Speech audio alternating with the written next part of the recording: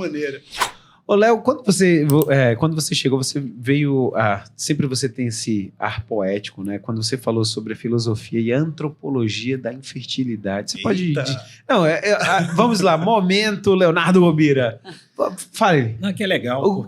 Rapidinho. Gaste todo o seu vernáculo com a gente, por favor. É legal. Eu gosto de ensaiar esses pensamentos e quando a gente traz uma forma diferente de fazer até a medicina e abordar o casal... Porque pensar em infertilidade é pensar em casal, né? Não dá para a gente pensar de outra forma. Às vezes, algumas mulheres se frustram e chegam no consultório com a gente e querendo uma solução para um problema que ela já estabelece, que é ela que tem. E, na verdade, muitas vezes a gente precisa da propedêutica, né? Da pesquisa desse casal. Então, vem os conceitos filosóficos. A gente conversava, eu e o Jefferson, a respeito do assunto, até mesmo antes do programa. E dentro do conceito de fertilidade, né, que é a reprodução, que é a perpetuação de espécie, né, são os objetivos de vida. Então foi o que a Lona acabou de falar. Noiva vai casar quando? Casa, vai comprar casa, ou não comprou a casa, mas vai ter filho quando? A pergunta já vem antes, né? Por quê? Porque a gente ainda tem uma dialética, um conceito estabelecido de criar e de procriar. Então, quando a gente fala nessa parte antropológica da fertilidade, o ginecologista ele tem que ter em mente que existe essa realidade social. Isso é biologia social pura. Existe livro que fala sobre isso e ensaios, filósofos que já escreveram sobre isso.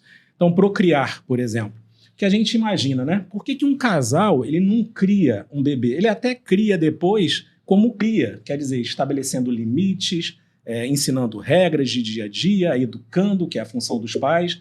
Mas por que o termo é procriar? Né? Então, quando a gente estabelece essa avaliação do casal, a gente tem que ter esse sentido e transmitir esse conceito para o casal, né? Porque é um prefixo que não vem da maioria das palavras que a gente tem no, digamos assim, no vernáculo da língua portuguesa. Não vem do latim, vem do grego, né? Procriar não vem de superioridade. Procriar vem de ancestralidade, de alguma coisa anterior. E aí essa coisa anterior, para a gente começar a explicação do que é fertilidade, tem que ter gametogênese. Sim. Tem que ter espermátide, tem que ter espermatogônia, tem que ter oócito, ovócito, e a gente vai para a embriologia. Então aí a gente consegue estabelecer parâmetros para a gente entender que é multifatorial, que não depende só da mulher, não deve haver esse preconceito, né? Então muitas mulheres chegam no consultório, né? E a gente tem que estabelecer que você está tentando procriar, você está procurando uma forma de procriar. Então, a gente precisa do parceiro, precisa de gameta masculina, gameta feminino. E mais do que isso, mais do que ancestralidade. Você não está criando, você está procriando porque está utilizando os gametas. E aí, ainda tem os fatores que são importantíssimos, que é um útero que esteja legal, é um ovário que esteja funcionando bem. A maior causa de infertilidade parcial na mulher brasileira ainda é a síndrome de ovário micopolicístico. E a gente tem hoje uma epidemia de síndrome plurimetabólica com obesidade que muitas mulheres param de ovular e não se ligam, desde a adolescência, né? Mas não depende só dela. A gente tem que avaliar o casal como um todo.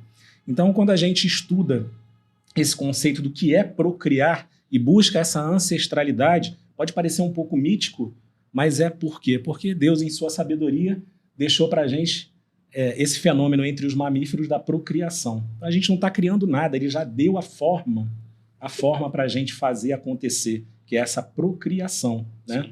Então, isso é muito importante, porque ainda existe muito preconceito, foi o que o Ítalo falou.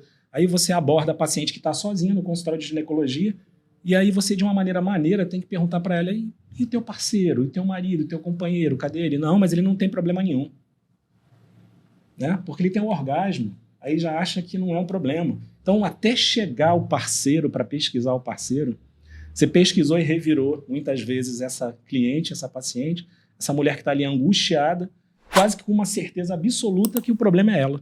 Isso acontece muito ainda na sociedade ocidental, na nossa, e na sociedade do Oriente, pior ainda. No mundo muçulmano, por exemplo, não se pesquisa infertilidade em homem. Chega a ser uma agressão, um preconceito. Então, quando a gente vai ler, vai estudar, a gente vê que é uma oferta de complexidade nesses pensamentos e a gente tem que trazer esse parceiro para conversar com a gente, para encaminhar para o colega urologista quando há uma suspeita de uma complicação maior. Então você vê que é um universo realmente de coisas. E eu diria para a Luana o seguinte, para o companheiro dela, Já escreveram um livro, dá para fazer uma série na Globo, né? Por que não dizer? E vai ficar muito maneiro. Pelo né? menos pra Netflix agora, né? Já fica Hoje legal. tá mais fácil vender pra Netflix do que outra coisa. Mas você sabe que esse ponto que o senhor colocou, doutor, é importantíssimo dessa cobrança e da mulher muitas vezes achar que ela é que é a culpada da história. Porque talvez, aqui falando um pouco da minha experiência, não que eu tenha pesquisado a respeito, mas eu acho que tem muito a ver com essa questão cultural de você cobrar a mulher porque ela tem um prazo de validade. O homem, ele segue fazendo filho com 60, com 80, esqueci, grávida tem memória fraca, né, doutor? É verdade, eu vi que é verdade, que não é mentira.